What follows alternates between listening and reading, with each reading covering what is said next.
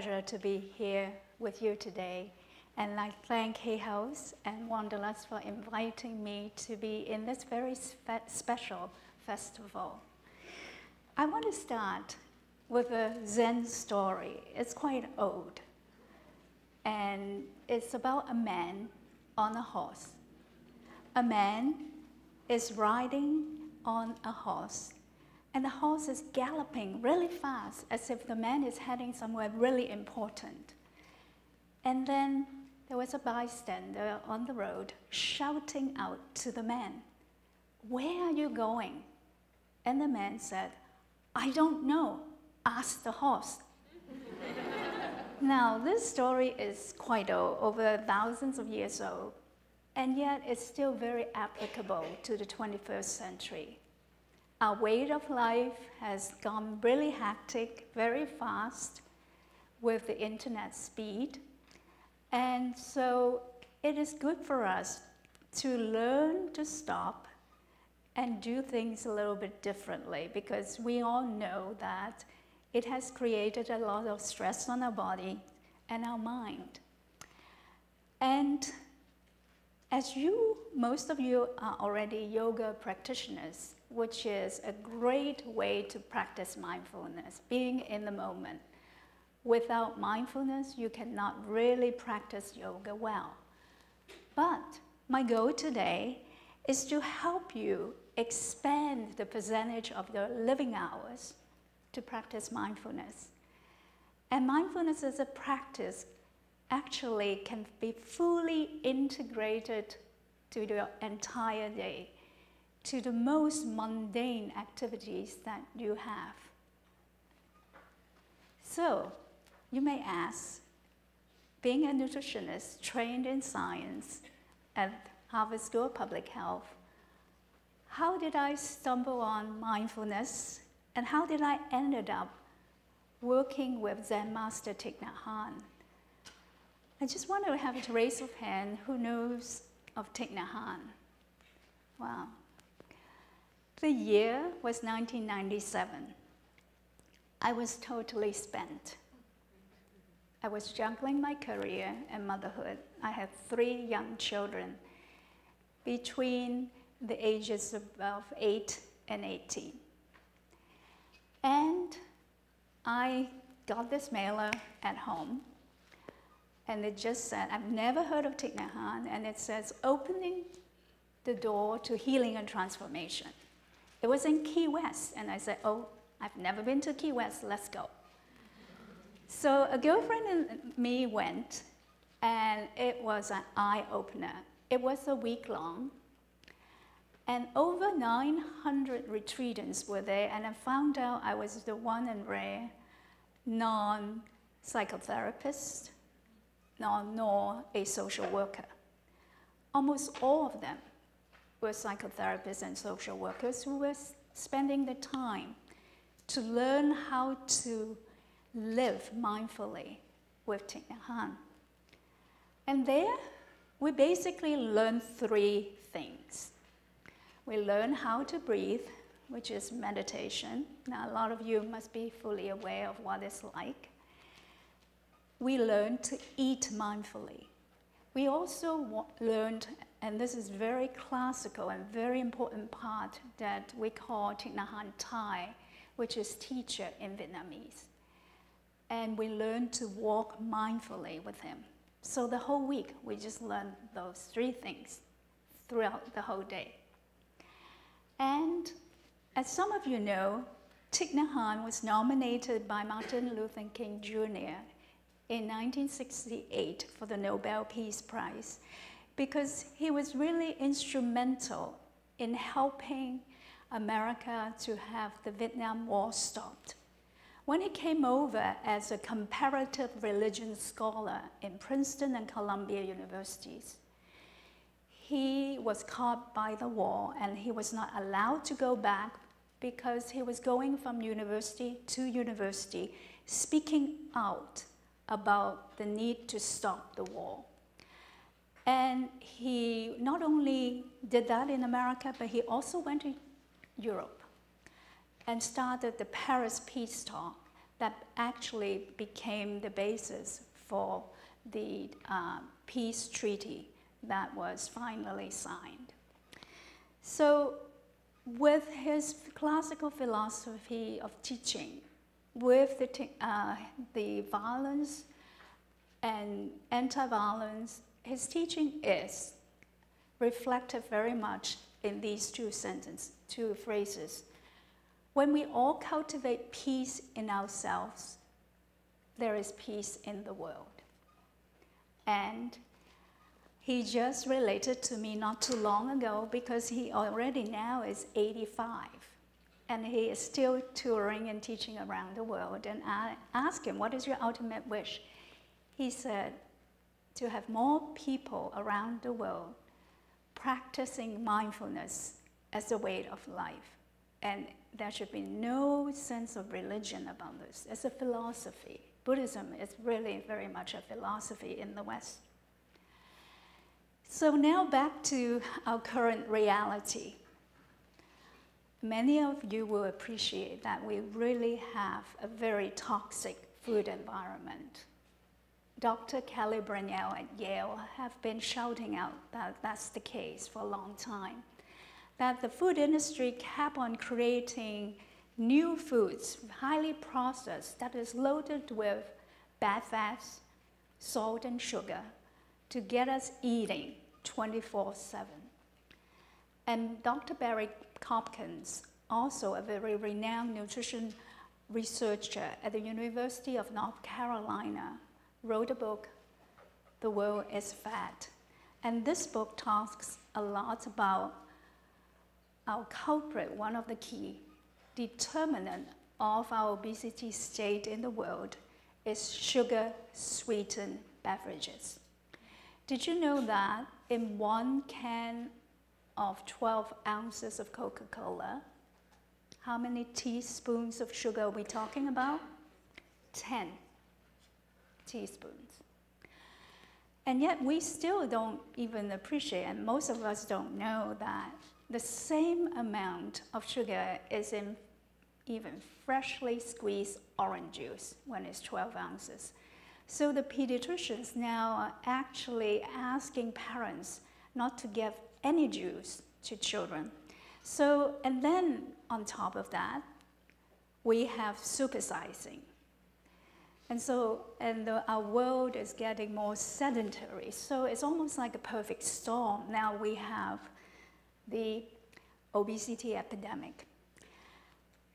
An important book came out, The End of Overeating, actually authored by a former Food and Drug Administration director, commissioner, Dr. David Kessler.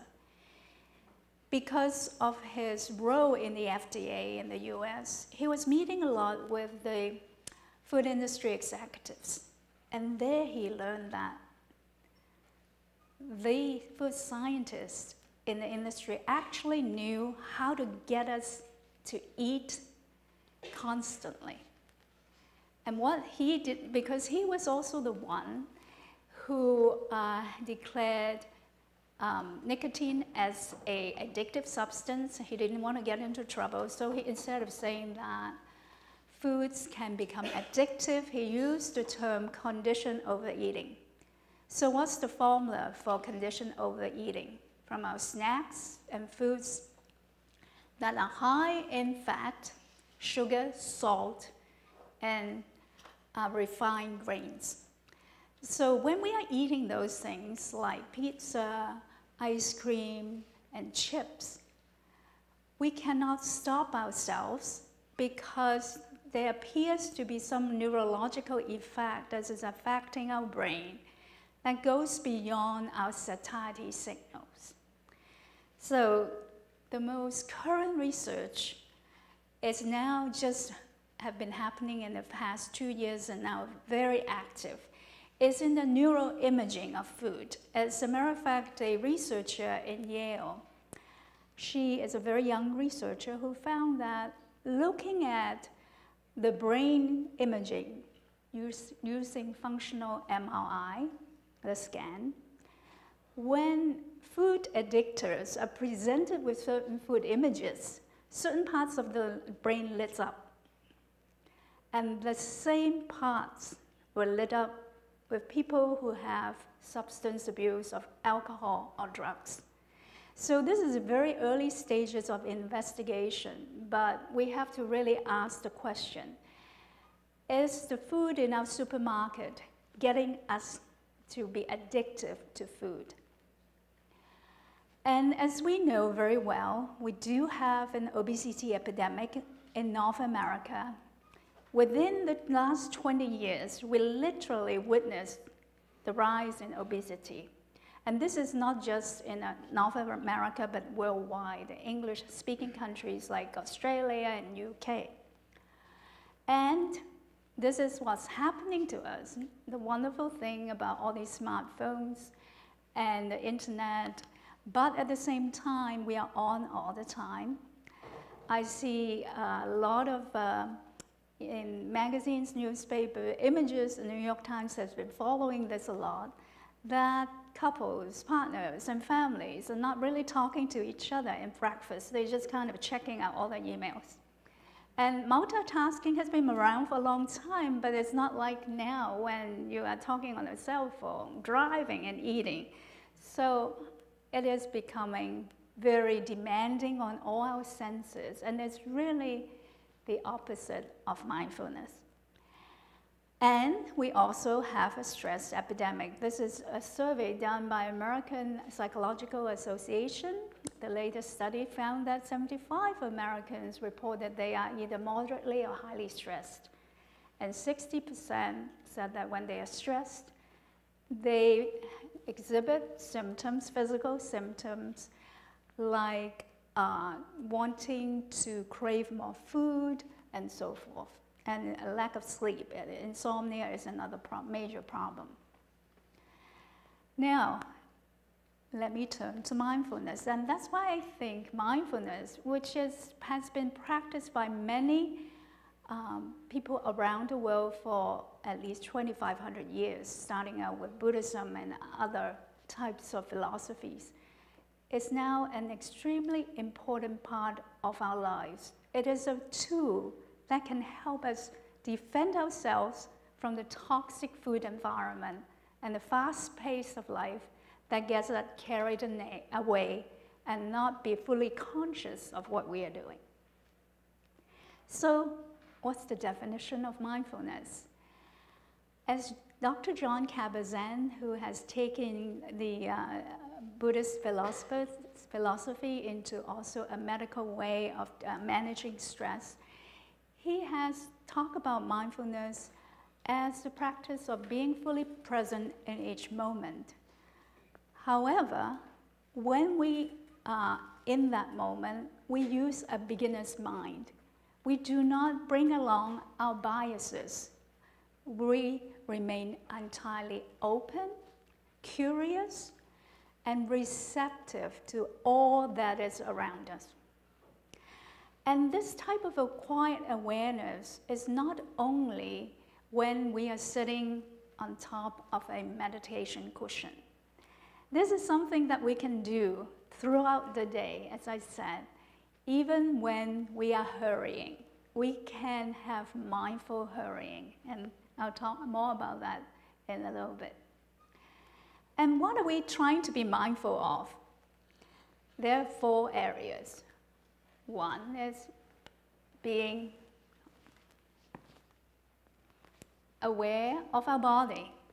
And with yoga, you are very familiar with that.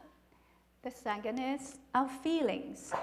Are we having good feelings, neutral feelings, or bad feelings? The third is, how is our mind going? Do we have any cravings of sorts? And how is our emotion? Is it positive or negative? And the fourth awareness is the fact that we, as a human being, it does not exist in isolation. We are connected to everything around us and beyond our family, to the society, and globally. And this is the type of awareness that mindfulness is asking us to have. So the man on the horse was on autopilot. So how do we stop our autopilot? One takeaway message I would like you to have is to have the image of the traffic light. Just remember this. Stop our mind. When you find yourself going haywire, it's way too much overwhelming. Stop our mind. Then go back to our breathing, our in-breath and our out-breath. When you do that, you instantly reunite your body and your mind. And it is a tool that we have inside of us all the time as long as we are alive. And once we do that, it allows us to calm down and look deeply into the present moment. What's going on? Is it helping me or is it harming me? Am I choosing the right foods or am I going on autopilot just out of the fact that there are so many food advertising telling me that if I ate this, I'll feel better? The research on mindfulness has been accelerated quite a bit in the last 20 years. And Dr. John Kabat-Zinn, pioneer in the stress reduction studies, and he's gone beyond that now in terms of improving management of chronic pain. When patients have symptoms of anxiety or depression, and when they practice mindfulness, and a lot of them are not, we're not talking about an hour a day sitting on the meditation cushion. Some of it is just half an hour a day. The regimen already found reduced symptom of anxiety and depression. With stress, the classical side effect is compromising our immune system. We get easier getting colds and flus, and with just mindfulness practice, our immune system actually improves and we don't get sick so easily. For a lot of patients with chronic diseases, including cancer and diabetes, when they were taught mindfulness as a way of life, they find that they can cope with the terminal disease better, or they have greater capacity to really stick with the therapy that they have been recommended.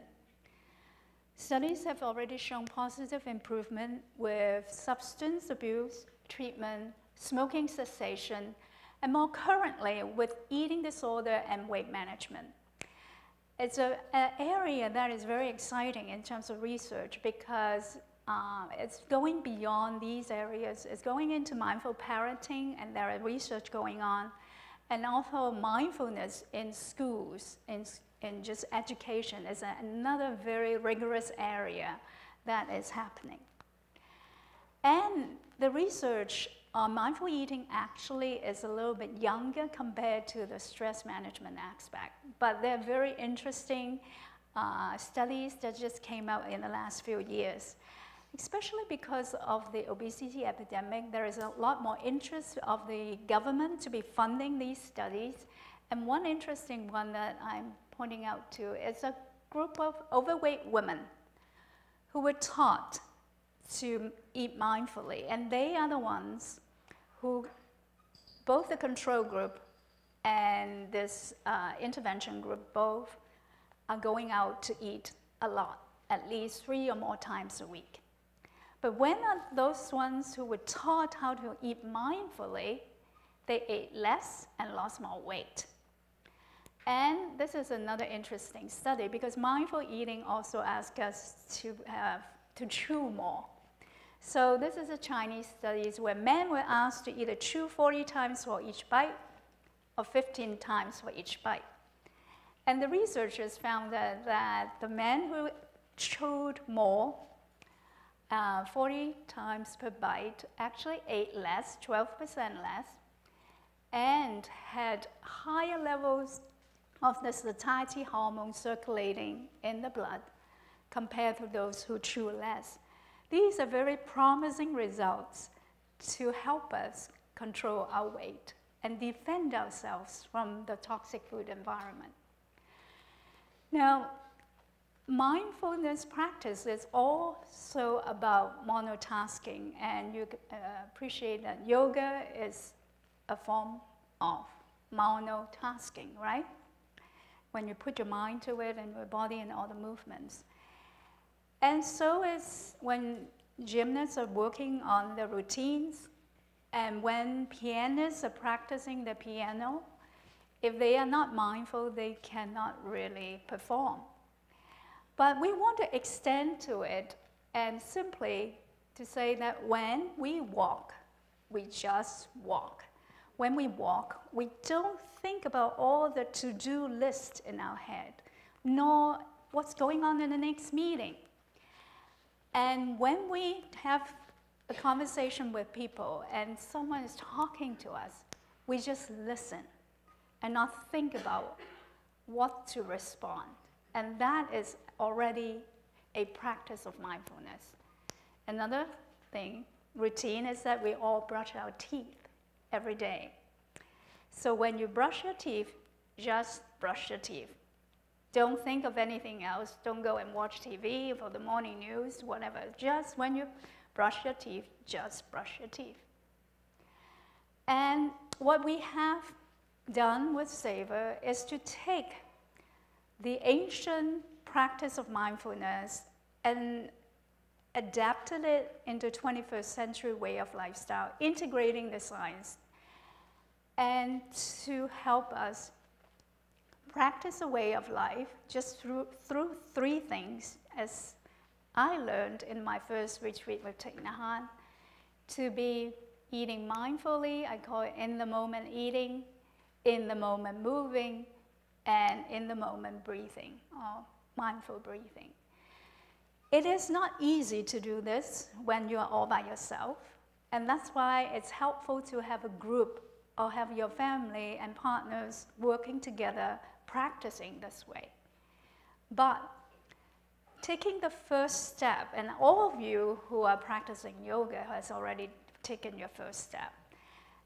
But this is what we are trying to see, is that more people step to in it steadily and increase your degree of mindful living over time. So Karina talked about the New York Times article, and I was really shocked when I was approached by the New York Times food editor, who is in the wine and dining section, to be talking about mindful eating. Because for one, Thich Nhat Hanh really asked us not to drink at all. So why was he interested in it? He thought that, just like what I talked about earlier, the chaos in the food industry, the bombardment of all these messages and cues for us to eat 24/7, we have almost lost our connection to food. And this is really beautiful what he concluded. Mindful eating is not a diet or about giving up anything at all. It's about experiencing food more intensely, especially the pleasure of it. And he actually requested to go into a monastery that Thich Nhat Hanh has in upstate New York, to spend a full day there so that he can get himself fully immersed, not only with mindful eating, but also mindful breathing and mindful walking. So let me go through what a mindful eater would be looking at. First is what to eat, and it's not really easy with the diet mentality that we have, and anyone could author a book and claim that to be working.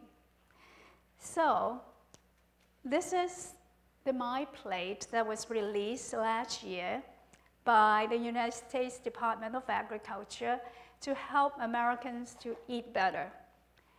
So you can see there are 4 quarters, and with grains, protein, fruits and vegetables, and dairy over here. Now, I don't consider that the USDA did a good job in guiding the public to healthy eating, and this is why. because we can have apple juice as a fruit, white bread bun with the hamburger as our grain, ice cream as dairy, hamburger as the protein, and French fries as a vegetable. And guess what? I worked in schools as well in prevention programs. And it's so sad to say, for the longest time, French fries has been considered a vegetable. And it is not a vegetable. So this is actually looks like a happy meal, doesn't it? And that's why we came out with our own version. And you can download this in the nutritionsource.org, which is the Harvard School of Public Health nutrition website. And that's what we call a healthy eating plate. First, you don't have to be drinking 3 glasses of milk a day. What we really need for meals is water, tea, or coffee. Limit our milk and juice definitely, and no sugary drinks, because that is really the culprit of the obesity epidemic. Grains. Try our best to be eating whole grains. A quarter of our plate be whole grains. And healthy proteins. You can eat plant-based diet completely, plant protein, or if you like to include animal-based protein, that's fine. But stick with fish, poultry, beans, nuts, and eggs, and no red meat. Especially the processed meats, because processed meats are very high in nitrates as well as sodium. And there is data showing us that processed meat increases our risk of colon cancer. And the red meats in general increase our risk of diabetes, heart disease, and stroke. So it's not a good thing for us to be having every day if you like to still be eating red meat once a while. And vegetables, not potatoes, go beyond that and as colorful as possible, because there are lots of antioxidants and phytonutrients within those vegetables. That especially helps with heart disease prevention and so forth. And last but not least, healthy oils. The food industry, and it's not only the fault because the US government also issued the wrong advice for a long time, since the 80s, for us to be going on a low-fat diet because of the concern with cholesterol. So what happens? When you have a low-fat diet, you soup up carbohydrates. And at that point, no one was really studying the adverse effect of refined grains and the benefits of whole grains. So you see the snack wells, as they were introduced to the market, overweight begins to increase. And so there is still a lot of people, even among nutritionists, who are advocating low-fat diet. And we have been working really hard at the Harvard School of Public Health to get people to look at oil as a good, healthy oils is a good thing to have in every meal. Coming from nuts, olive oil, canola oil, and so forth. Do not be afraid of fat, because it actually helps to make our food more tasty, and we feel more satisfied and satiated easier. And also, we need to stay active every day, because there are too many hours of sit time that we're having, and the data is showing that it increases our risk of heart disease mortality as well. So, how about being a mindful eater? What do we do? There are 7 practices. And the first and most important is to honor our food. And the 5 contemplations, I'm not going to have time to go through them in this short session. And then invite you to go to savorthebook.com to download the 5 contemplations. It's like a grace. You know, we say the grace during Thanksgiving for appreciating what Mother Earth has given us, and our togetherness and cooking together and so forth. But it would be something for us to be practicing more frequently so that we can appreciate the food that we are eating. And it's especially good for our children and other members of the family to have this orientation. Then, very important, is eat beyond just for taste. Engage all our senses. We tend to think about just taste, but how about smell? From the different types of the sesame seed oil or the herbs, if we cannot smell the food, we cannot really taste the food that well.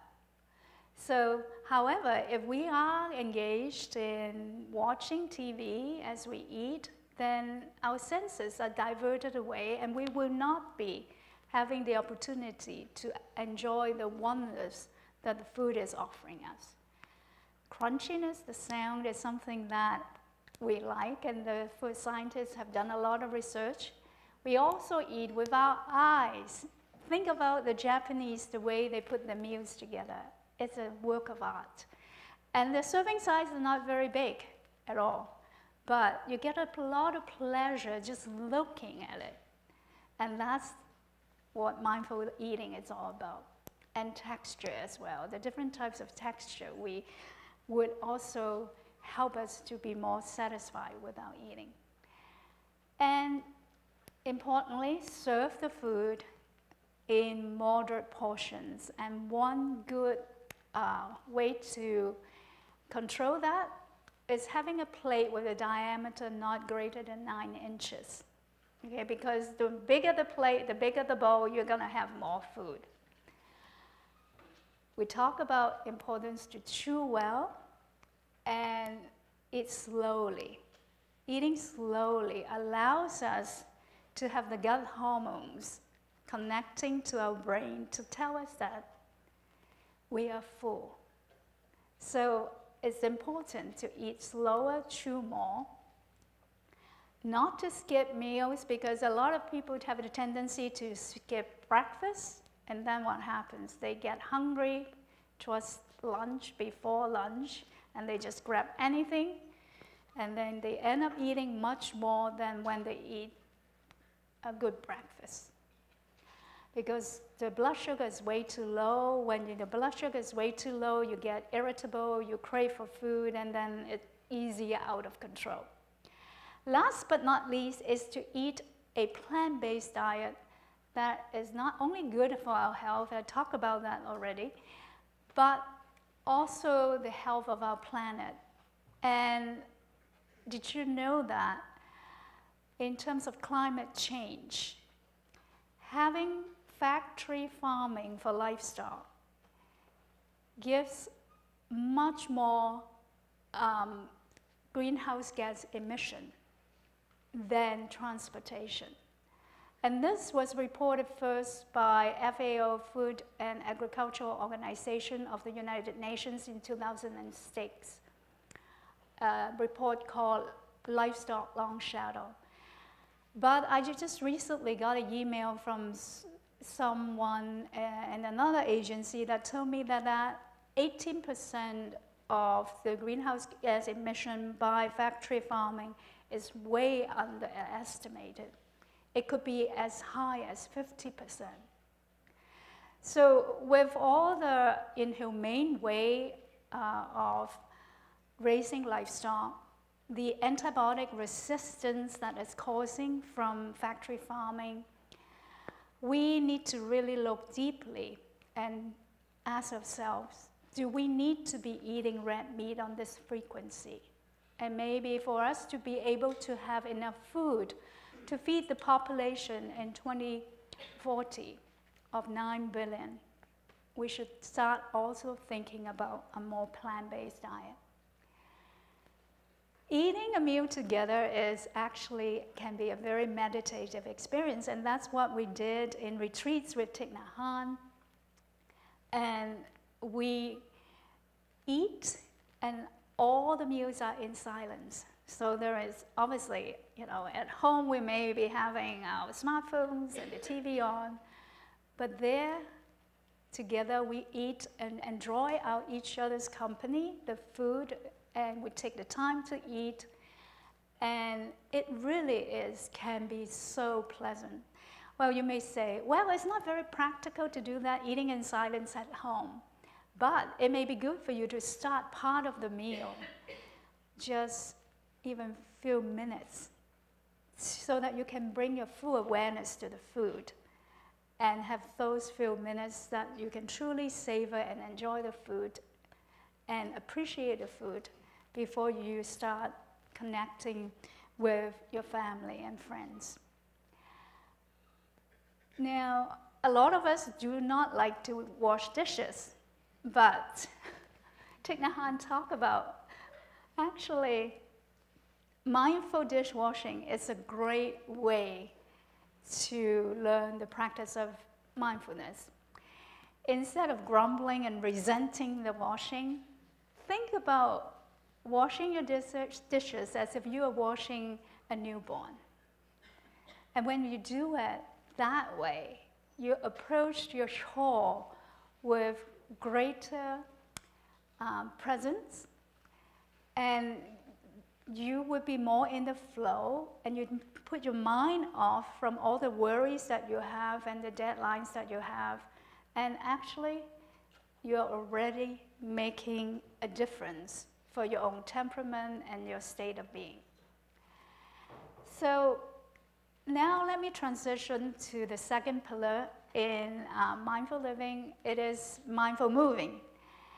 And staying active, as we all know, is very important because it not only burns calories, but it helps. The research have shown how staying active can improve our mood and also create a more plastic mind, because there's a whole field in neuroscience called neuroplasticity. And not only mindful breathing or meditation can help to change our brain, exercise is another way to change our brain in a positive way. So the combination of the spending more calories and improving our mood and sharpening our senses is really a great way to be thinking about the health benefits of moving or exercise. So how do we do it? One thing is we walk every day. But very often when we walk, our body is walking, but our head is somewhere else. So from now on, and you might want to consider mindful walking as soon as you're getting up from your desk or your bedroom to the kitchen. When you walk, you only walk. As a matter of fact, exercise physiologists are recommending that we walk 10,000 steps a day using a pedometer to measure the steps, because 5,000 steps is equivalent to 1 mile. So when we walk, we really just think about how our feet contact the ground. We don't think about anything else. And a good image to have is to think about a lion or a tiger, how they walk and they make imprints on the ground. And this is what you want to be doing when you walk. With walking like that, you feel much more solid. And allows you to let go a lot of your worries, so you're not bogged down by anxiety or fear. Walking that way, for one step at a time, of using your in-breath and your out-breath as you breathe out, you can also release all your anxieties and fear back to Mother Earth. And just practicing this way is extremely freeing. Another thing about walking is, and we take it for granted when, we had a skiing accident, we broke our ankle, we could not walk, right? we sprain our muscle, we cannot walk. Not until then do we appreciate that being able to walk is so joyful. So walking mindfully this way can actually bring you a lot of comfort and peace. Last but not least, it's about breathing. And we're talking beyond sitting on the meditation cushion.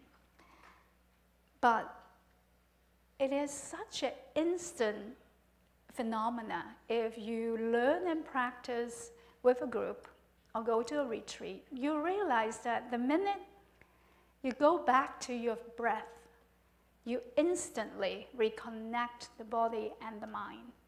That is really fast. The more you train yourself, the faster it can go that way. And so what I like to do is just have a very brief breathing exercise with you.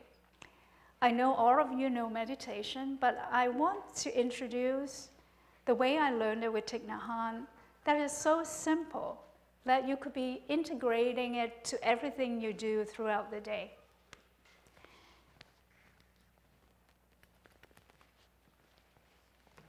So sit comfortably and let your feet firmly touch the ground. Have your back relatively straight, and then as you hear the sound of the bell, shift your attention inward to your own in-breath and your out-breath rhythm.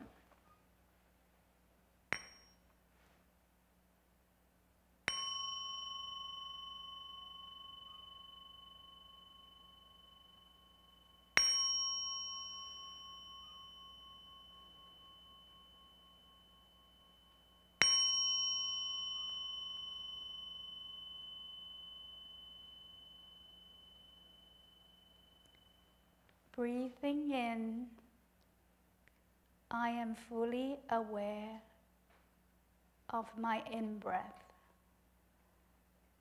Breathing out, I am fully aware of my out-breath. In, out.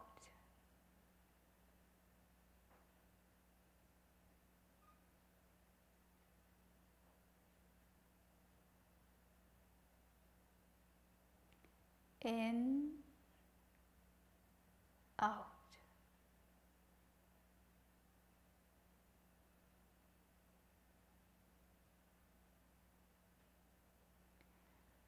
Breathing in, I follow the entire duration of my in-breath.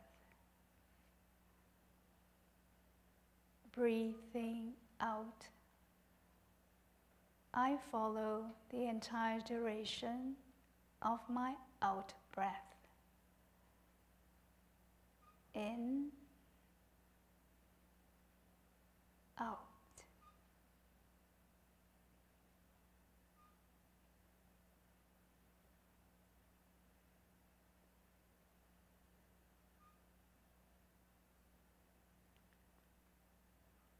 Breathing in, I am calmer. Breathing out, I am more at ease. In breath, calmer. Out breath,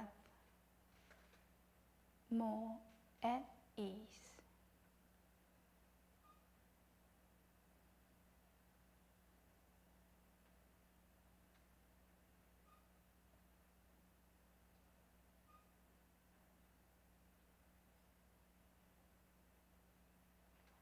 Breathing in, I know there is a sanctuary of peace always inside myself. Breathing out, I can be there whenever I wish. In-breath, sanctuary of peace always inside me. Out-breath, be there as I wish.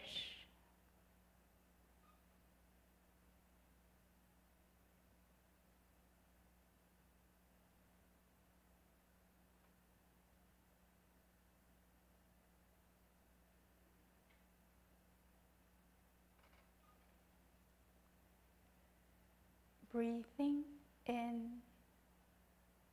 I am alive. Breathing out, I smile to life. In-breath, alive. Out-breath, smile.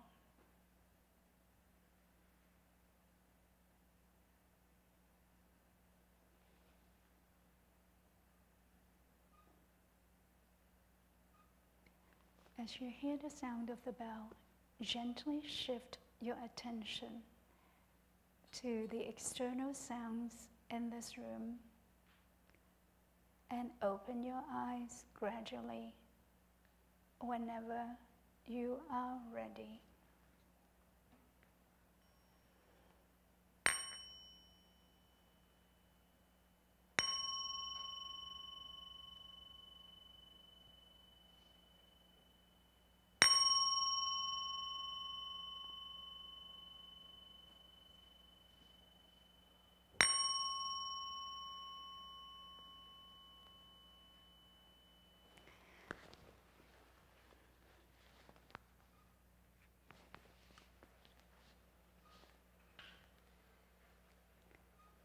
So, this is a very short meditation, but you could be sneaking in this type of breathing throughout the day.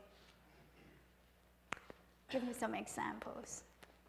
Before you send an email out, take 2 breaths in and out. And double check your recipient list to avoid a lot of problems. When you are in a traffic jam, instead of getting irritated, take the time to breathe. You'll find yourself having a rejuvenation. You know, some of the people who meditate with me in healthcare corporation headquarters said, after taking just 10 or 15 minutes of meditation, it's like having a mini vacation. It was really wonderful for them to be able to experience that. So you can have your mini vacation when you are faced with a traffic jam. Or the telephone meditation. Allow the telephone to ring 3 times before you pick it up. When you pick it up, the person across over at the other end will notice how calm you are. And it sets a beautiful tone for your conversation. Waiting in line meditation, be it in the security line in airports or checkout counters at supermarket. Don't get frustrated, just breathe. When you wash your hand, and this is a clinician who told me how she sneaked in mindfulness throughout the day, because as a doctor, it was very difficult to find moments of mindfulness, but she had to be washing her hands so much. So whenever she went under the water tap, she just really focused on the flow of water into her hand and to take her mind off from the cases. And she found herself, because she is washing her hands 40 times a day, added together, it was really helpful to her. And smiling meditation is my yoga, as you know very well. Not only does it help us to relax all our muscles, but everybody else seeing it feels better. There's a neural connection as well. So, one important part to practice, and I urge you to all start, is to practice deep, compassionate listening. And this really can change your relationship with friends, loved ones, or even people you have difficulty with. And in deep, compassionate listening, you just listen. You pay full attention to the person you are listening to. You don't think about how you're going to respond to that person or have any judgment on what the person is talking about. No reacting with some facial expression. Just be there as calmly as possible. Open your heart to receive. Just this type of listening can heal people without even one word we utter. It's because the person feels really safe and embraced by our openness to listen to all the difficulties that they are facing. And this is a very powerful way to practice mindfulness that can bring us much more peace and joy in life. So, in summary, I just want to kind of give you integration of mindfulness in the three things. Every hour, maybe just take a few breaths to come back to yourself, because we are bombarded externally with so many messages and stimulus. We are really not conscious of what's happening to ourselves. Whenever we eat and drink, be mindful of what we are eating, how we are eating it, drinking it, and why we are eating and drinking what we are eating and drinking. And also, to have mindful movements throughout the day. A good one that I talked about in the book is this arm swing, which is based on Tai Chi or Qigong. It's just literally lifting your hand up, and I'm sure you do this, just like this. We are sitting in front of the computer like this all the time, and just being able to swing our arms, stand steadily on the ground, being grounded, and just being able to do 5, 6, 7, 8, 9, 10, that's enough. And that's already very releasing. And whenever you get out of your desk to go anywhere, think about the tiger or the lion and walk mindfully, so that it will bring you more peace, stability, freedom, and joy.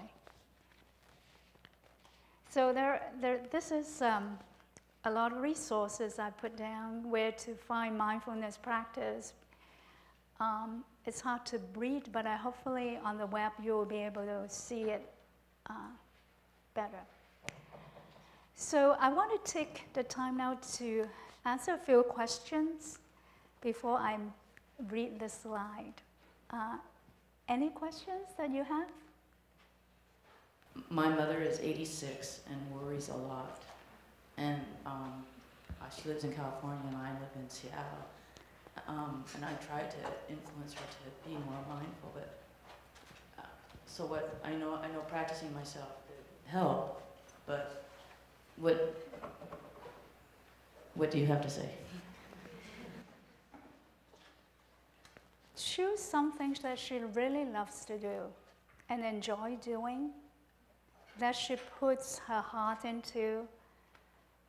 And that's an example how she is already living mindfully. All of us have some moments of mindfulness. It's just the frequency, whether or not we have more moments throughout our living hours, our awakened hours, that we are mindful. If she is dancing or listening to some music Cooking is another great way to practice mindfulness. When you chop and cut, you have to be mindful, otherwise you are cutting your finger. So anything can be practiced with mindfulness, and explore with her what she enjoys doing the most. Yes? You talked about how orange juice can be negative because it's so full of sugar. And with that in mind, my struggle has been to choose foods that are good for my body and trying to listen to my body, but it's so hard to navigate that world. And so I'm just wondering how you would recommend navigating the world of food and what's going to be best for my body specifically. You know yourself what's best for you, that you enjoy eating, you don't have any sensitivity or negative reaction in terms of your blood sugar swings. Make sure that in your pantry at home is loaded with all those good foods that usually is less processed. And you know, the nuts, think about the healthy eating plate, and there are many choices, fruits and vegetables. I think our society have been eating way too many grains that are not whole grain, and we can cut way back in that type of selections. And also decorate your setting, you know, your table setting in such a way that is attractive to you, because eating is about a whole experience, not just tasting the food. Is there another question? Oh, okay, right there. What are your thoughts on coffee?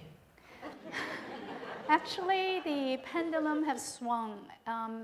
The latest research, and it's done with many years of following nurses and health professionals in the Harvard Health Professional Studies and the Nurses' Health Study. Actually, it's okay to be having coffee. Coffee has a lot of antioxidants and phytochemicals inside. So I think the other part we have to think about is your tolerance for caffeine. If it gets you too jittery, that's not good. However, what's surprising to a lot of people is that the latest research is showing that coffee drinking, even up to 6 cups a day, reduces the risk of diabetes. And in the elderly, the cognitive function is improved with coffee drinking. So the emerging research is showing that it's okay to have coffee as long as you don't get into that nervous, jittery state, and maybe have decaffeinated coffee. And obviously, the amount of sugar and cream you put in makes a lot of difference as well. So we're talking about black coffee in general. Yeah, actually, what do you think about lattes specifically? I think it's, you have to think about the total amount of milk you're consuming a day. If you are having milk as a beverage along with the latte, and the latte is made with whole milk or even half and half, it may be way too much saturated fat. The one thing I did not mention, the reasons why the researchers at the Harvard School of Public Health is skeptical about the USDA's recommendation of 3 glasses of milk a day, is that there is data showing that a deadly type of prostate cancer, the risk is increased among men who consume that amount, and ovarian cancer in women. The data is not definitive, but what are we getting out of milk, right? Protein, calcium, and some vitamins. And we can get it from other things. Do not shy away from taking calcium supplements. We don't have to get it from milk only. So we have to look at all angles, how food would affect our different chronic diseases. Because after all, we're not just eating to prevent or drinking to prevent osteoporosis. We have to make sure that heart disease, diabetes, all sorts of chronic diseases are prevented as well. So it sounds like you're recommending low-fat lattes? It will be better, and not to overconsume the amount of milk. But, you know, if you really like the full milk, it's okay too. Just have a mini cup. And drink it slowly. Yes? We all know organic food is much better for us, but where is the limit? When I feed my kids, I'm getting obsessed when they don't eat organic food. What do you think? Where is the limit? Okay. So you want to have your household be eating all organic. I think it's okay for you, especially you are the gatekeeper of your house, to bring them up a certain way. Because once they go outside, organic food is not always available in school lunches and so forth. Getting the connection to the farm is really wonderful. The reason why, as a mindful eater, I would advocate organic food is because no matter what, you know, the data doesn't show that much about the benefits of organic, inorganic, and not organic food per se on health, but the pesticides on the workers and the farmers, there is well-documented negative effect. So when we eat, we not only think about our own well-being, but everything else, the farmers, the producers who bring the food to our table, we also have to think about their well-being. And that's what mindfulness is all about. Another question here? Oh, that's another. Hi. Yes.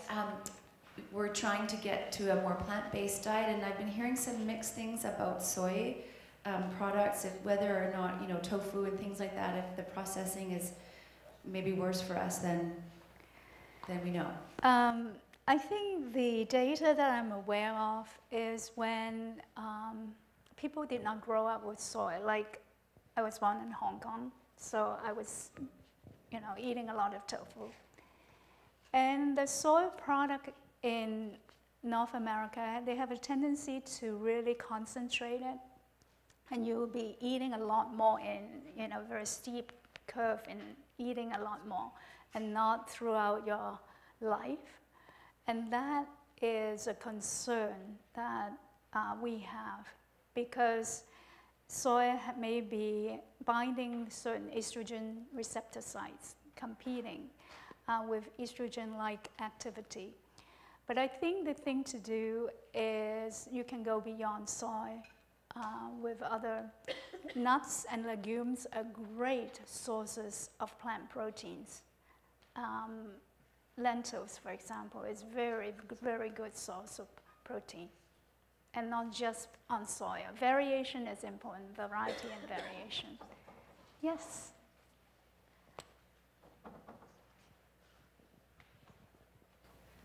I teach teenagers how to cook and feed themselves healthily, and to answer a lot of their questions, I always say, your body knows the answer.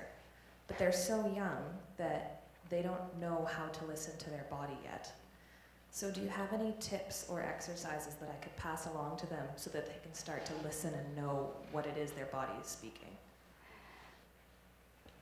I think if you have them eat mindfully without any distraction, eat slowly, and be able to put the knives and forks down in between bites, and have them kind of close their eyes before they eat, have a feeling of how their stomach is like, and then halfway through have them go through that exercise again and ask themselves, how is my tummy doing? Am I feeling better? Is it distended, how distended it is? So it could be trained, the awareness has to be there, but the problem with a lot of children is that they are really not mindfully eating. They are watching something else, on TV or playing a video game and eating. Families are not eating together. That's another problem. Family meals are a great way to get them to be aware of food and aware of their bodies. And setting a good example is very important too, because young children are copycats. And if you make comments like, okay, I think I'm really full, I don't think I can eat more, they will get it. Yes? Any more questions? Yes? What are your thoughts on a gluten-free diet? Gluten-free diet, okay. I think there are individuals who are sensitive, and this is for the individual to find out. And because there are so many options that is beyond wheat, that we can have quinoa, all sorts of whole grains, brown rice. It's a source of carbohydrate, right? Wheat. And there are many ways of getting our carbohydrate in whole grains. So if one is gluten-free, needs to be eating gluten-free, I encourage one to do so. Because sometimes food also have a psychological effect. And if you believe that's the case, it may be the case sometimes. And you don't want any anxiety with food. Any other questions? Okay. Oh, sorry. So, first of all, thank you very much for coming. My pleasure. This has been amazing. My question is, with all of the amounts of information out there about you should be eating more protein, you should not be eating this, you should be eating this, this is going to make you thinner, this is going to make, it just gets so confusing. And I'm a vegetarian, and I understand the, stay away from the processed foods and all of that. I'm also a recipe girl, though. So is there a book or a website that you can recommend that perhaps you could make your own breads and, your own other healthier sources of protein besides tofu and all that sort of thing? I would strongly recommend that you go and log on to the nutritionsource.org. It's what I think is the most unbiased, evidence-based recommendation that really covers all ways of eating. And our healthy eating plate is the starting point. Once you gain a better sense of what can be eaten that is promoting wellness and protect you with the major chronic diseases, then you can figure out which cookbooks to be using.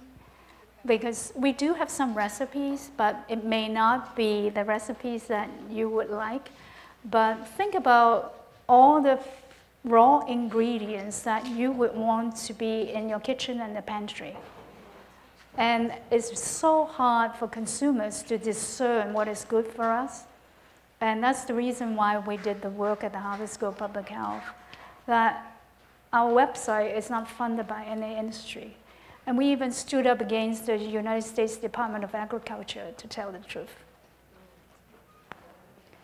If I could just take a moment to read this slide, because it's my favorite section. It's the last page of Savor, Mindful Eating, Mindful Life. And it really, even nowadays when I read it, I'm so touched by it and inspired by it. It's because it's based on the 5 remembrances of the Buddha's teaching.